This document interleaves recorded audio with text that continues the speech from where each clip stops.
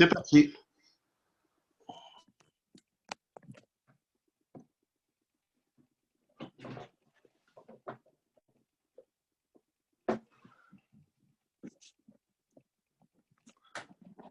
Bien. Alors, chers amis, nous sommes au lendemain de la la célèbre paracha Lech Lecha, Lech Lecha. Et vous savez que il faut vivre avec son temps, hein. Il faut vivre avec l'actualité. Le judaïsme, c'est pas être rétro et vivre 500 ans en arrière, et ni même un an en arrière. Il faut jamais être en retard d'une guerre, parce qu'après la guerre, tout le monde est stratège, c'est bien connu. Mais il faut vivre avec son temps et même anticiper. Or, qu'est-ce que ça veut dire vivre avec son temps? Eh bien, vivre avec son temps, ça veut dire vivre avec la paracha de la semaine. Et nous le voyons très bien, car le monde entier vit au rythme de la paracha de la semaine. Il ne faut pas se faire d'illusions, qu'on soit juif ou non-juif, qu'on soit bouddhiste, hindouiste, agnostique, athéiste, etc., catholiste, islamiste, etc. Eh bien, on vit avec la paracha de la semaine. C'est Dieu qui lit la paracha de la semaine chaque semaine dans la synagogue. Aujourd'hui, il lit la première section de la paracha de Vaïra. Mais hier, en apothéose, nous avons conclu la paracha de Lech Lecha et nous savons que le Shabbat continue d'illuminer les 3 jours qui suivent, même toute la semaine, même le Shabbat suivant. Donc, nous allons dire quelques mots sur la paracha de Lech Lecha. Et voyez, la paracha de Lech Lecha, qu'est-ce que ça veut dire? C'est Dieu qui dit à Abraham, le premier juif de l'histoire, Lech Lecha, va vers toi. En vérité, en hébreu, il aurait dû avoir simplement écrit Lech, va, me'artsecha, de ton pays, me'molatecha du liouti, me'betavicha, la maison de ton père. Alors, vers la terre que je te montrerai. Pourquoi y a-t-il écrit Lech Lecha? Parce qu'en réalité, Dieu invite chacun de nous à revenir à qui nous sommes vraiment, à revenir à notre véritable identité, notre véritable moi profond. Mais Dieu n'invite pas seulement Abraham à opérer ce retour en lui-même, cette teshuva, qui au sens textuel du terme signifie le retour. Teshuva ne veut pas dire repentir, c'est-à-dire le retour, revenir à cette étincelle de Dieu qui est en nous, au fond de chaque être humain, et constitue le fond inaltérable, le moi profond de sa véritable identité, Et d'ailleurs, c'est une chose tout à fait connue. Mais on voit qu'est-ce qui s'est passé dans l'actualité de cette semaine, qu'il y a en France ce pays dont les frontières ont éclaté depuis longtemps et dont l'influence s'étend dans le monde entier, parce que les lettres qui composent le mot Tsarfat, ce sont les lettres hébraïques du mot Paratzta, qui veut dire qui brisera, tu éclateras. C'est la suprême bénédiction que Dieu a donnée à notre ancêtre Yaakov Israël, qui est lui-même l'élu des patriarches. Nous savons qu'Abraham servait Dieu par amour, par bonté, Yitzhak par crainte, par rigueur, et Yaakov, lui, possédait un niveau supérieur, le niveau de la miséricorde, le niveau de l'harmonie, Tiferet Rachamim, qui permet d'unifier à la fois la bonté et la rigueur, parce qu'il était au-dessus des deux et pouvait donc unifier les deux opposés, les deux extrêmes. Eh bien, la superbe bracha, la bracha suprême, la bénédiction suprême que Dieu a donnée à Yaakov et qu'il n'avait pas donnée ni à Abraham ni à Yitzhak, c'est que lui, il briserait les frontières d'Eretz Israël. Abraham a reçu comme bénédiction qu'il hériterait de la terre d'Israël. Yitzhak a reçu la confirmation qu'il hériterait effectivement de cette terre et qu'il n'avait même pas le droit d'en sortir, alors qu'Abraham, lui, qui est comparé à l'eau, se répandait dans l'ensemble du monde connu de l'époque, l'ensemble du Moyen-Orient, pour aller apporter à tous les êtres humains l'eau qui symbolise la Torah, la croyance en Dieu, comme l'eau descend du ciel vers la terre, du haut vers le bas. Eh bien, son mouvement naturel, eh bien, Abraham, naturellement, il allait vers l'autre et il répandait, il diffusait la Torah partout, comme l'eau se répand partout. Mais Yitzhak, lui, non, Yitzhak, c'était le fourreur de pluie, ça veut dire, il savait que l'eau, elle est déjà là, sous la terre, elle est au fond de chaque être humain, il suffit de creuser, de déblayer le terrain, et puis l'eau, elle remonte, voilà. Pas la peine de se déplacer au loin pour aller porter la vérité, elle est déjà sur place, elle est déjà dans chacun. Et Yaakov, lui, il avait cette dimension supérieure, que non seulement il hériterait de la terre d'Israël comme Abraham, que cette bénédiction lui serait confirmée, à tel point qu'il n'avait même pas le droit et même pas besoin d'en sortir comme Yitzhak, mais lui, par contre, allait briser les frontières d'Eretz Israël pour répandre le monothéisme, la foi en Dieu, la croyance en Dieu, les 7 lois de Noé, et le principe de la bonté et de la gentillesse au monde entier, d'où cette bénédiction suprême qu'il a reçue, que n'avaient pas reçue ses pères. Ufaratsta, tu briseras, Yama va Kedma, à l'ouest et à l'est, Tsafona va Negba, au nord et au sud, Venivrechu vecha kol mishpechota adama, ils seront bénis par toi, toutes les familles de la terre, Uvzarecha, et par ta descendance.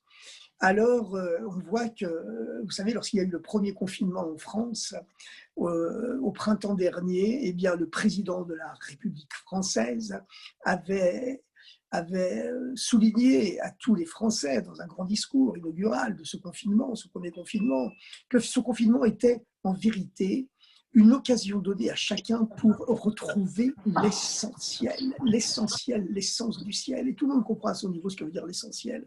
Voilà, c'est une invitation, chacun à son niveau, à retrouver cette part essentielle de son identité véritable. Et nous savons que l'identité, le moi profond de chaque être humain, eh bien, c'est Dieu, l'étincelle de la vie qui est en lui. C'est le moi profond de chaque pierre, puisque les objets ont une âme. Les pierres ont une âme. C'est l'étincelle divine qui est en elle et qui l'a fait vivre et qui l'a fait renaître sans arrêt du néant à l'être, comme nous l'enseigne la Torah. Eh bien, cette semaine, la semaine où tous les Juifs du monde lisent la parashat Lech Lecha, parce que Dieu dans le ciel lit la parashat Lech Lecha avec toute la yeshiva céleste, eh bien le président, sans avoir besoin de le dire, a de nouveau vécu au rythme de la parashat de la semaine, en invitant tous les Français, mais en vérité tous les citoyens du monde, à opérer ce retour à soi-même en répétant en écho de la paracha céleste et terrestre, Lech Lecha, va vers toi-même, parce qu'il y en a assez de cette société de consommation où on vit dans le bruit, dans la turpitude de la multitude sans arrêt, harponnée, harcelée par des soi-disant informations qui nous viennent du monde entier et qui finissent par troubler notre personnalité et nous faire croire qu'on est quelqu'un qu'on n'est pas vraiment et même qu'on est l'opposé de nous-mêmes. Et voilà, et qui nous invente un faux moi qui n'est pas nous-mêmes, un masque superficiel, une personnalité de surface qui nous fait croire que c'est elle notre véritable moi, alors que ce n'est qu'un véritable masque. Voilà.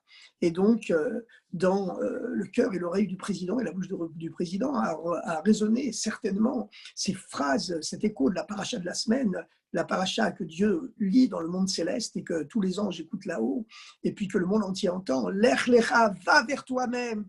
Ce confinement, c'est une occasion qui t'est donnée de retrouver l'essentiel, de te retrouver toi-même, de savoir qui tu es vraiment, de réfléchir à l'instant. Est-ce que ce bruit, ce vacarme du monde extérieur, tous ces écrans publicitaires qui nous envahissent la tête, cette société de consommation qui fait qu'au lieu d'être, on se met à consommer, on ne sait même plus ce qu'on consomme ni ce qu'on ne consomme plus. Est-ce que c'est ça ton véritable être, ta véritable identité, ou ta véritable identité c'est autre chose, car l'être humain c'est un être spirituel qui est là pour rechercher la spiritualité, et c'est ça sa véritable identité, comme il est écrit que lorsque l'ère messianique sera avérée, eh bien la seule préoccupation de toute l'humanité sera la recherche de Dieu, autant que l'homme peut le comprendre, puisqu'en ce temps-là, la connaissance de Dieu recouvrira la terre comme les eaux recouvrent la mer, ainsi que le conclut le plus grand codificateur juif de tous les temps, le célèbre Maïmonide, le Rambam, le grand aigle, le Nesher Agadol, le grand aigle, Rabbi Moshe ben Maimon Hasfaradi, comme il se présente lui-même dans la page inaugurale de son grand code de loi, le Mishneh Torah, la répétition ou la réédition ou la reprise de toute la Torah. Puisque vous savez que dans cette paracha, dans cette paracha qui ouvre son livre, dans son prologue, eh bien, le Rambam, en toute modestie, n'hésite pas à dire que dorénavant avec son livre, eh bien, on n'aura plus besoin de passer par l'enchevêtrement du Talmud pour décortiquer la loi, mais qu'il n'y aura qu'à lire les 5 livres de la Torah de Moshe, et la résultante qui nous est fournie par l'ordinateur, qui est son code de loi, à savoir la loi tranchée une fois pour toutes. Et je vous rappelle que la grande différence qui existe entre le code de loi de Maïmonide, du Rambam, et le code de loi, tous les autres codes de loi juifs, c'est que tous les codes de loi juifs qui ont été élaborés au Moyen-Âge, à la fin du Moyen-Âge et jusqu'à l'autre époque, eh bien, jusqu'au 19e siècle avec le premier Rabbi de Lubavitch, qui a aussi écrit un code de loi, bien que 80% de son code de loi a malheureusement brûlé dans un incendie. Et puis, voilà, le Mishnah Brura qui a été écrit plus tard. Eh bien, malgré tout, la spécificité du code de loi du Rambam, que c'est le seul code de loi qui embrasse l'ensemble des lois juives, alors que les autres codes de loi, rédigés depuis le Moyen-Âge jusqu'à nos jours, eh bien, ils n'embrassent que la partie quotidienne dont on a besoin dans la vie de tous les jours. Actuellement, on est en exil, tandis que Maïmonide, il va jusqu'à donner la loi, comment on pourra identifier, reconnaître le Messie, comment on reconstruira le temple, etc., etc. Alors, reparlons de la parashat Lech Lecha. Vous savez que dans la parashat Lech Lecha, on voit une chose exceptionnelle. On voit le premier conflit qui existe dans l'histoire du peuple juif, avec ce conflit qui oppose le premier-né d'Abraham, qu'il avait eu de la célèbre concubine, Agar, qui n'était nulle autre que la fille du pharaon. Attention, hein, lorsque Abraham avait été en Égypte, eh bien, la spiritualité, le monothéisme qu'il prêchait, il avait tellement impressionné la fille du pharaon qu'elle s'était dit « je préfère être servante chez le nomade Abraham que d'être princesse dans le palais de cet homme idolâtre qu'est mon père, le pharaon ». Et elle avait abandonné toute sa richesse fabuleuse du palais pharaonique. L'Égypte était à l'époque la première puissance mondiale, en matériel en tout cas, et elle avait suivi ce nomade Abraham dans le désert. C'était une femme de grande valeur spirituelle, et c'est la raison pour laquelle, lorsque Sarah, qui était stérile depuis des années et des années, et qui se rendait compte que le terme normal d'une femme pour concevoir des enfants approchait, et qu'elle ne pouvait plus avoir d'enfants, elle avait donc dit à Abraham, puisque nous sommes dans une société qui est encore polygame, eh bien, je te donne ma servante, cette princesse égyptienne, qui s'est convertie au monothéisme, et par elle, tu auras une descendance. Et donc, était né, alors qu'Abraham était encore jeune, et que Agar était encore une toute jeune femme, eh bien, était né Ishmaël, le fils premier-né de Abraham. Mais voici que 12 ans plus tard, non, plus que 12 ans plus tard, et voici que 14 ans plus tard, eh bien, Dieu apparaît à Abraham, lui demande de se circoncire et lui dit qu'il aura un fils de Sarah, et se produit le miracle. Sarah, à 90 ans, alors qu'elle est restée stérile toute sa vie, rajeunit brusquement. Abraham avait même du mal à y croire. Il a ri lorsque Dieu lui a annoncé ça, pas d'un rire moqueur, mais il a ri de joie, mais tellement la chose était complètement folle, complètement au-delà de toute logique et de toute la nature, alors que lui, Abraham, vous savez qu'à l'époque, la science principale, c'était l'astrologie, et tous les rois de l'univers, eh bien, avant de se lancer dans une guerre ou dans une réforme politique, ils consultaient les astres pour consulter le destin. Et donc, Abraham, à son époque, eh bien, d'après les astres, il ne pouvait pas avoir d'enfant. Il était condamné, astrologiquement parlant, à la stérilité. Et c'est alors que Dieu lui est apparu et lui a dit le fameux verset,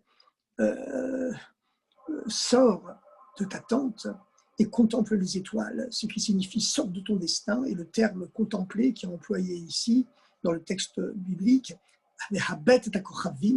c'est un terme, nous dit notre grand commentateur Rashi, qui désigne un regard porté du haut vers le bas. C'est-à-dire, je te mets au-dessus des étoiles, d'après ton signe astral. Tu étais destiné à ne pas avoir d'enfant, mais comme tu as changé toute ta nature en servant Dieu au-delà de la nature, eh bien, je te mets au-dessus de ta propre nature, au-dessus des étoiles. Et c'est ainsi que s'est produit la naissance de Yitzhak, qui va devenir le deuxième patriarche, le deuxième père du peuple juif. Et avant de concevoir Yitzhak, Abraham avait été obligé de se faire la circoncision, car pour faire descendre dans le monde une âme aussi pure que celle de Yitzhak, eh bien, il fallait être circoncis auparavant, ce qui n'avait pas été le cas de Ishmaël, qui était né donc 14 ans auparavant. Et donc, Ishmaël et Abraham se sont fait la circoncision. Ishmaël avait 13 ans. Mais lorsque Yitzhak est né, plus tard, un conflit n'a pas tardé à opposer les deux enfants et plus tard les deux adolescents. Alors c'était un conflit évidemment à coloration métaphysique, puisque tous les deux se basaient sur la circoncision, sur l'entrée dans l'alliance avec Dieu. pour se dire, bien voilà, moi, je suis supérieur à toi. Et Ishmaël disait, moi, je suis supérieur à toi, car toi, on t'a fait la circoncision, quand tu étais un bébé de 8 jours, tu n'avais pas ton mot à dire, on t'a imposé quelque chose, et puis tu n'avais pas les moyens de t'y opposer, donc on t'a circoncis. Tandis que moi, j'ai fait la circoncision à l'âge de 13 ans. 13 ans, c'est l'âge où on accède à la logique dans toutes les traditions de l'Antiquité. 13 ans, c'est l'âge où on accède à la logique, à la compréhension du monde, à la compréhension des choses. Et donc, tout le lien de Yitzhak avec Dieu était basé sur une dimension qui est au-delà de la logique, au-dessus de toute logique, l'âge de 8 jours. Et c'est la raison pour laquelle Yitzhak soutenait que non, non, c'est moi qui suis supérieur à toi, parce que justement, toi, tu t'es fait circoncire à l'âge de 13 ans parce que tu avais compris logiquement que c'est mieux biologiquement d'être circoncis que de ne pas l'être. Donc, toute ton entrée dans l'alliance avec Dieu, elle est basée uniquement sur une conception logique des choses. Tandis que moi, on m'a fait la circoncision à 8 jours, à un âge où je n'avais pas du tout d'accès à la logique, ce qui montre que mon lien avec Dieu se situe au-delà de toute logique. Et ensuite, et en plus, on sait que les chiffres sont signifiants dans le judaïsme et dans l'absolu, ils sont signifiants. Hein. C'est-à-dire que le chiffre 7, c'est le chiffre qui régit tout le cycle du temps et donc de l'espace, puisque comme l'a prouvé, comme l'a démontré notre célèbre coreligionnaire, Abraham, Albert, Einstein, le temps et l'espace sont indissolublement liés, même si le temps a précédé l'espace. Et donc, le chiffre 7, c'est le chiffre qui régit le cycle du temps. Aujourd'hui, le monde entier, hein, vous pouvez vous déplacer dans les 24 fuseaux horaires qui existent dans le monde et dans tous les calendriers du monde. Le temps universel est toujours régi par le chiffre 7, et ceci depuis la création du monde.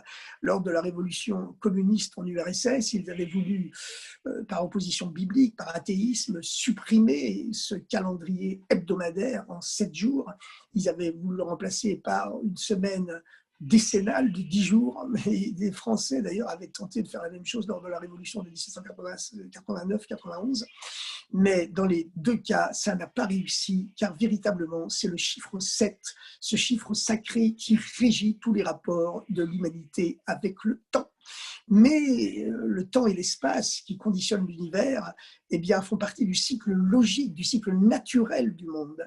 Tandis que le chiffre 8, c'est Dieu qui est un, le Dieu un, qui fait irruption à l'intérieur du cycle naturel du monde et qui lui confie une dimension transcendantale, transcendante, au-delà de toute logique. Le chiffre 7 régit le cycle naturel du temps, de l'espace et du monde, et le chiffre 8, c'est l'irruption d'une dimension surnaturelle, au-delà de la logique, que le Dieu un qui fait irruption dans le cycle naturel et lui confie une dimension surnaturelle. Le fait que Yitzhak n'a pas été circoncis à 7 jours, mais à 8 jours, eh bien, cela va de pair avec le miracle de sa naissance, qu'au lieu de naître d'un père encore jeune et d'une mère toute jeune, comme ça avait été le cas lors de l'union de Abraham et de Agar, qui avait enfanté biologiquement, tout à fait naturellement, Ishmaël, eh bien, le peuple juif, lui, par l'intermédiaire de Yitzhak, est né d'un miracle, une mère stérile toute sa vie, un père qui était déjà devenu vieux, parce que lorsque les anges, Gabriel, Michael, Raphaël, sont venus annoncer à Abraham et Sarah, c'est la paracha du jour, aujourd'hui, le début de la paracha de Vaïra, qu'ils auraient un fils, eh bien, Sarah a ri, elle n'a pas réussi à le croire, en disant c'est impossible, je suis une vieille femme desséchée, ça fait très longtemps déjà que mon cycle de femme a disparu, comment pourrais-je concevoir un fils? Et il y a la fameuse réponse de l'ange à Abraham, l'ange qui répond à Abraham, pourquoi Sarah a-t-elle ri? Et Abraham se retourne vers Sarah, comme nous le compte le verset de la paracha de cette semaine, la paracha du jour, et demande à Sarah, pourquoi as-tu ri? Et Sarah qui proteste en se dissimulant et en disant, je n'ai pas ri. Et Abraham qui lui répond, si tu as ri, cette petite querelle de ménage, en vérité, débouche sur le verset suivant, où l'ange confirme en disant, Aïpalela Hashem Davar, y a-t-il une chose impossible à Dieu? La Moed Ashuvka et Traya, je reviendrai à cette même date l'année prochaine, et il trace l'ange qui a apparence humaine, un cercle sur le sol en désignant le rayon du soleil qui le frappe et en disant lorsque l'éclairage solaire sera exactement à cet endroit, la la Moed à Chouv, je reviendrai l'année prochaine exactement à ce moment-là, où Sarah Ben, et pour Sarah, il y aura un fils. Et donc, Sarah, miraculeusement, rajeunit, et elle a un fils. Personne n'y croyait au Moyen-Orient. On se disait, mais c'est pas possible. Ils ont adopté un enfant trouvé. Mais Dieu a encore fait un miracle, un signe, en faisant en sorte que le visage de Yitzhak était le sosie de celui de son père Abraham. Et tout le monde a pu témoigner que ce n'était pas seulement spirituellement que Yitzhak était le fils d'Abraham, mais qu'il était aussi biologiquement.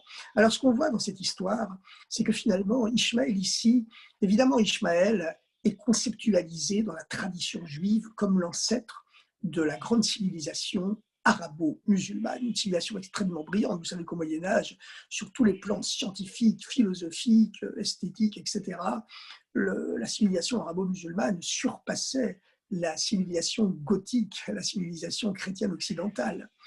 Lorsque les croisades, les premiers croisés ont débarqué en Terre Sainte, eh bien, ils étaient stupéfaits de découvrir la médecine arabe qui, évidemment, était 100 fois supérieure à la leur, de même que la philosophie grecque que les bibliothèques arabes avaient réussi à conserver, etc., etc., et avec les mathématiques hindoues qu'ils avaient réussi finalement à transférer en Occident. Mais bon, donc Ishmaël est l'ancêtre de cette civilisation arabo-musulmane. Mais finalement, la naissance d'Ishmaël, la naissance de cette brillante civilisation arabo-musulmane, eh bien, elle s'est passée de façon logique, de façon naturelle. Et son alliance avec Dieu, elle reste de façon naturelle, logique. Voilà. Tandis que, voilà, il y a un Dieu qui existe, c'est logique. Ceux qui profanent, qui blasphèment Dieu, ben, logiquement, ils doivent être punis. Tout ça, c'est logique. Mais en vérité, la dimension juive du judaïsme, c'est que le peuple juif n'est pas né de façon logique et naturelle. Le peuple juif est né d'un miracle. Et son lien avec Dieu, son entrée dans l'alliance, ce n'est pas à 13 ans qu'il a fait la circoncision, l'entrée dans l'alliance, ce qui montre que tout son lien avec Dieu est basé uniquement sur la logique, une logique qui malheureusement quelquefois peut afficher des aspects particulièrement sinistres, comme on l'a vu, hein, avec d'autres totalitarismes, avec le nazisme, le communisme, qui prétendaient être des philosophies très logiques et très rationnelles, hein, qui ont sombré dans des barbaries atroces. Parce que finalement, lorsque l'être humain se fie uniquement à sa logique et à sa rationalité, eh bien, il peut tomber très, très bas. Il peut tomber très, très bas. La société allemande qui a porté le nazisme démocratiquement au pouvoir, c'était la société la plus avancée du monde sur tous les plans culturels, philosophiques, mathématiques, sur tout le plan des sciences et de la culture. L'Allemagne dominait le monde entier. Toute la science du XXe siècle, c'était la science allemande qui l'a imposée au reste du monde, y compris la théorie de la relativité, même si Einstein était juif, mais il était issu de sa formation allemande, des universités allemandes, même s'il avait un cerveau juif, c'est-à-dire il prit l'universel. Mais bon, peu importe. En tout cas, comme le dit le Talmud, le sechel, intellect en hébreu, c'est la même valeur numérique, la même gématria que le mot kardoum, qui veut dire la hache. Ça peut construire et ça peut détruire. Malheureusement, l'être humain est ainsi fait qu'il s'en sert pour construire, mais il s'en sert aussi beaucoup pour détruire. Tandis que le peuple juif, lui, il est né d'un miracle. Il est né d'un miracle et son lien avec Dieu, il est au-delà de toute logique. Il est au-delà de toute logique. Et vous savez que ce monde, il a été créé essentiellement, non pas par la bonté, non pas par la rigueur, mais par la miséricorde. C'est-à-dire qu'au dernier moment, eh bien, une miséricorde qui intervient et qu'on dit que même si lui il mérite une punition, eh bien, malgré tout, on sait, on en est conscient, mais on préfère l'éducation à la punition. Voilà. Et donc, on préfère la bénédiction au contraire de la bénédiction, c'est évident.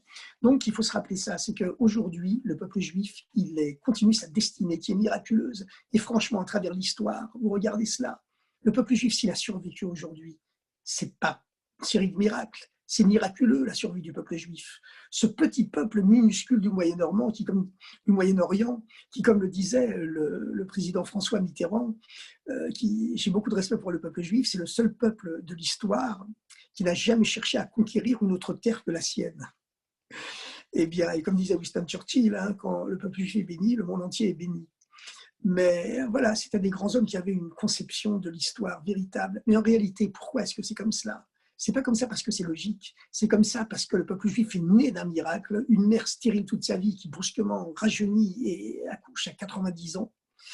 Et d'un père qui était déjà devenu stérile aussi parce qu'il avait presque 100 ans, comme Sarah le dit en elle-même, en riant, lorsqu'on lui annonce qu'elle aura un fils, les anges le lui annoncent, elle dit, elle dit, moi je suis vieille, puis mon mari aussi il est devenu vieux. Abraham non plus n'était plus capable biologiquement d'avoir des enfants, et le miracle s'est produit. La naissance du peuple juif vient d'un miracle, et c'est ce qui confie au peuple juif la force de l'éternité.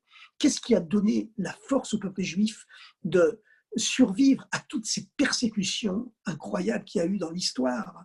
Tous les peuples de l'Antiquité païenne, ancienne, ont dominé le peuple juif, en commençant par l'Égypte ancienne, qui était un immense camp de concentration, en continuant par la Babylonie, par la Perse, par les Grecs, par les royaumes des Diadoques, les Syriaques, etc. Et en continuant ensuite par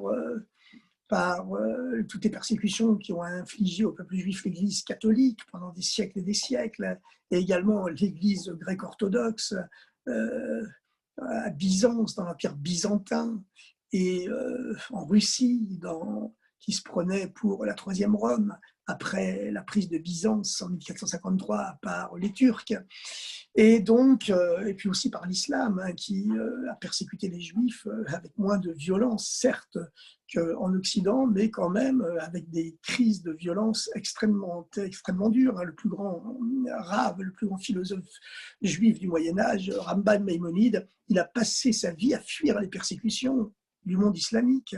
Il était né dans cet âge d'or de l'Andalousie musulmane, dans le sud de l'Espagne, à Cordoue. Il a été obligé de fuir l'Andalousie musulmane lorsqu'il y a eu l'islamisme de l'époque, les Almoravides, qui obligeaient tous les juifs à se convertir ou à mourir. Il s'est réfugié au Maroc, qui à l'époque était une monarchie musulmane tempérée, mais de là-bas aussi les persécutions anti-juives le rejoint. Il est obligé de s'enfuir en Eretz Israël, en Palestine. Là-bas, c'est la famine qui l'a rattrapé. Il a été obligé de descendre en Égypte, qui était resté un pays musulman modéré, où il est même devenu le médecin personnel de la cour du sultan. Mais enfin, il y a quand même eu de grandes vagues de persécutions dans le monde islamique, mais finalement, tous ces empires qui ont dominé le peuple juif, que ce soit les Égyptiens, les Babyloniens, les Syriens, les Perses, les Grecs, les Macédoniens, et ils ont tous disparu. Et l'Église catholique, finalement, elle est obligée de faire amende honorable et de reconnaître que, finalement, le peuple juif, c'est lui qui lui avait tout appris.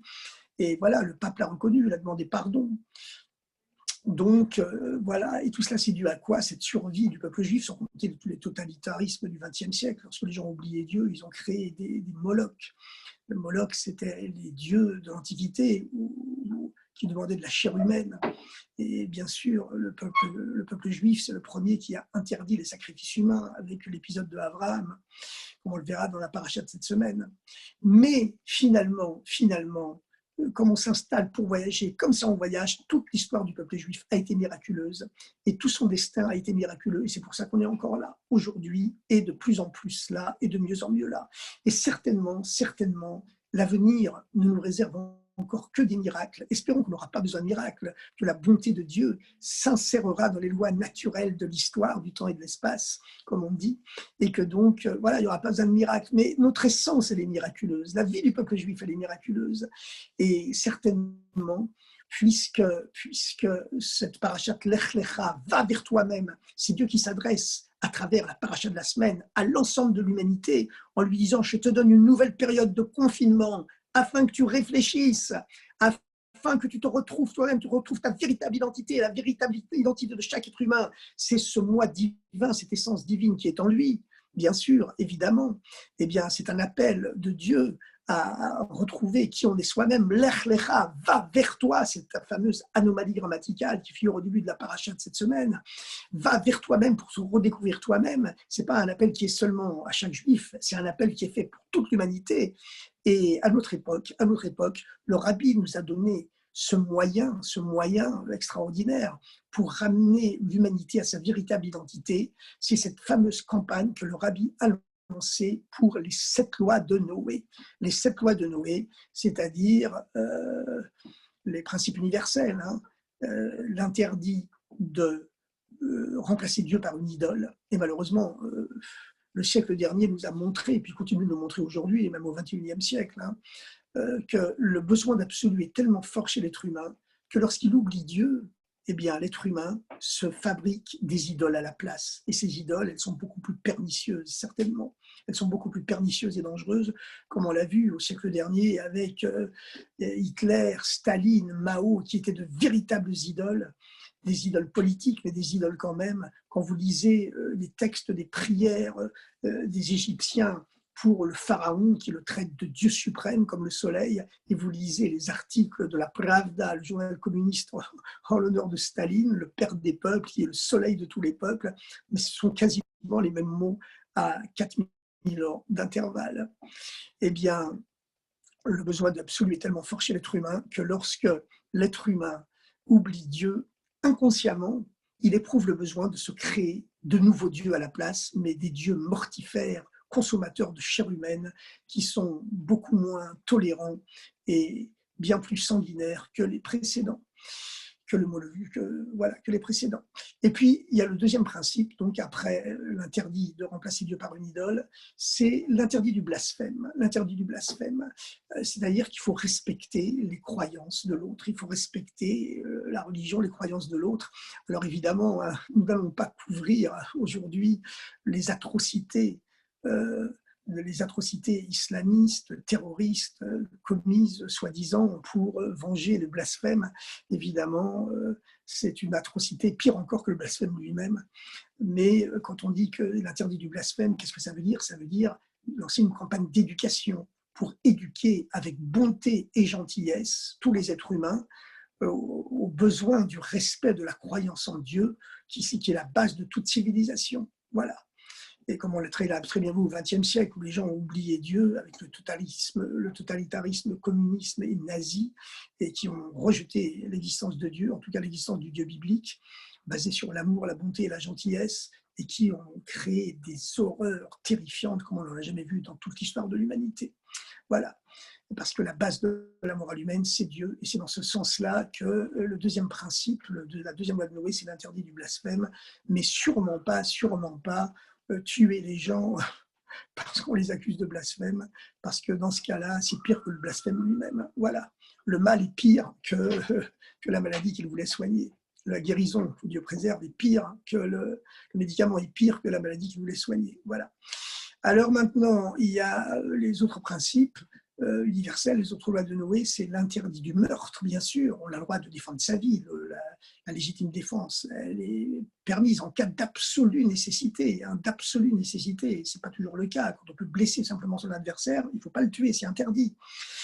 Et il y a aussi l'interdit du vol, évidemment, parce que lorsque le vol se répand, toute la vie sociale devient impossible. Si le déluge est arrivé dans le monde, c'était parce que le vol avait remplacé la propriété privée comme base de la civilisation. Et puis, il y a l'interdit également de l'inceste, de l'adultère, de l'homosexualité, de la zoophilie, et c'est-à-dire la proclamation du caractère sacré de la sexualité qui finalement est la dimension la plus haute qui existe dans l'être humain, puisque c'est elle qui lui assure l'éternité. La force de l'infini, la force divine rentre dans l'homme à travers cette sexualité qui permet à l'homme d'avoir des enfants, de créer un être nouveau, des êtres nouveaux, comme Dieu a créé l'homme. Ça ne fait pas de nous des nouveaux dieux, mais simplement des associés de Dieu à la création. En ce sens, la sexualité est quelque chose de sacré, et c'est pourquoi les principes universels, les lois de Noé, interdisent également l'inceste, l'adultère, l'homosexualité et la zoophilie. Encore une fois, il ne faut pas nous traiter d'homophobes. Nous respectons tous les êtres humains. C'est seulement par la discussion, par l'éducation, par la transmission, par la compréhension et surtout par la bonté et la gentillesse qu'on peut convaincre l'humanité de rentrer dans une époque meilleure qui sera celle des temps messianiques. Vous savez que la base du judaïsme, c'est que les moyens qu'on utilise pour arriver à une fin doivent être à l'image de cette fin. Les moyens pour réaliser un but doivent être à l'image du but.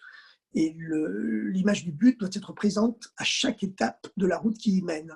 On veut créer un temps messianique, il n'y aura plus de guerre, plus de haine, il n'y aura plus que la connaissance de Dieu qui répandra dans le monde entier.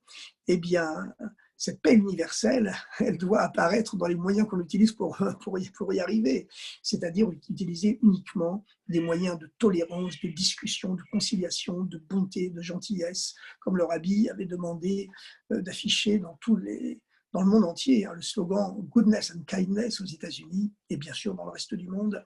Et c'est pas en France, le pays Tsarfat, qui est composé des mêmes lettres que le mot paratstat, tu briseras, pour nous apprendre, bien sûr, on sait très bien ici en France que les limites doivent être éclatées selon la bénédiction que lui a donnée notre ancêtre Yaakov, et il faut répondre cette bonté et cette gentillesse dans le monde entier. Voilà. Ensuite, dans les 7 lois de Noé, les principes universels, il y a aussi l'interdit de faire souffrir les animaux. On a le droit de les manger pour se nourrir, mais à condition de prendre toutes les précautions d'usage pour ne leur infliger aucune souffrance, car on n'a pas le droit de profiter de la souffrance d'un être vivant. Et c'est la raison pour laquelle les lois de l'abattage rituel sont tellement strictes, où l'abatteur rituel doit vérifier sans cesse son couteau d'abattage rituel en faisant passer son ongle sur la lame. S'il y a la moindre aspérité, eh bien le couteau doit être réaiguisé pour que, et toutes les précautions sont prises dans sa gestuelle pour que l'animal souffre le moins possible et même ne souffre pas du tout. Voilà, parce qu'il est interdit de profiter d'une souffrance, même animale. Donc c'est interdit de faire souffrir les animaux, à plus forte raison de les faire souffrir inutilement, évidemment. Ensuite, il y a l'obligation de 2 principes fondamentaux sur lesquels doit reposer toute la civilisation, c'est la solidarité et la justice. La solidarité, le rabbi Lubavitch, évidemment, quand on dit le rabbi, tout le monde sait que c'est le rabbi Lubavitch. Hein. C'est comme dans le Talmud, lorsqu'on dit rabbi, ça désigne toujours Rabbi Yehuda Hanassi, Rabbi Yehuda le prince, celui qui a profané le fameux interdit de mettre par écrit la Torah orale, alors que c'était interdit. Les milliers et les millions de commentaires de la Torah orale, eh bien, ils étaient transmis oralement de génération en génération depuis Abraham. Et puis, lorsque l'exil du peuple juif a commencé, les grands maîtres du peuple juif d'Eretz Israël se sont rendus compte qu'avec l'exil et ses turpitudes et ses tribulations et ses souffrances, eh bien, la Torah orale risquait de s'oublier. Alors à ce moment-là, ils ont enfreint l'interdit de la mettre par écrit. Et Rabbi Yehuda Hanassi a donc écrit la Mishnah en disant « Je profane la Torah pour sauver la Torah ». Et donc, dans le Talmud, lorsqu'on mentionne son nom, Rabbi Yehuda le prince, Rabbi Yehuda Hanassi, quelquefois on écrit son nom entièrement, Rabbi Yehuda Hanassi, mais la plupart du temps on écrit Rabbi. Tout le monde sait que c'est Rabbi Yehuda Hanassi. Aujourd'hui, à notre époque, la providence divine, car le hasard n'existe pas, a fait que dans le monde entier, lorsque quelqu'un dit le Rabbi, le Rebbe, on sait que c'est le Rabbi Lubavitch. C'est comme ça. C'est très impressionnant de voir ce parallèle entre le Rabbi Yehuda Hanassi qui vivait au début de l'exil et le Rabbi. Sauf que maintenant on dit Harabi, le Rabbi, ça veut dire on sait que c'est lui, avec l'article défini Ha, il n'y a pas d'équivoque possible. Le Rabbi qui lui vit à la fin de l'exil, puisque le Rabbi nous a enseigné que si Dieu a rendu la terre d'Israël au peuple juif, eh bien ça fait partie de tous ces avant-goûts des temps messianiques que Dieu donne à goûter à la veille justement des temps messianiques, avec cette force restituée à une armée juive grâce à Dieu, avec les secrets de la Torah qui étaient cachés dans les livres et qui étaient réservés seulement aux grands initiés pendant des millénaires et qui d'un seul coup ont été dévoilés il y a à peine un siècle ou deux, où les secrets de la science également ont commencé à se dévoiler et tout ça concourt à faire entrer l'humanité dans la veille des temps messianiques. On y est déjà dans les temps messianiques véritablement. Alors le Rabbi a lancé une grande campagne universelle pour préparer l'humanité entière au temps messianique, pas seulement le peuple juif. C'est ce à quoi nous appelle la parashat Lech Lecha, va vers toi. Ce confinement, il s'adresse à l'ensemble de l'humanité. Voilà, de France, il s'adresse à l'ensemble du monde pour que chaque être humain, chaque peuple, et surtout chaque être individuellement, retourne à soi-même, puisque le judaïsme, ce n'est pas des grandes manœuvres de masse, hein, comme les dictatures totalitaires. Vous savez qu'on appelle le XXe siècle le siècle des masses.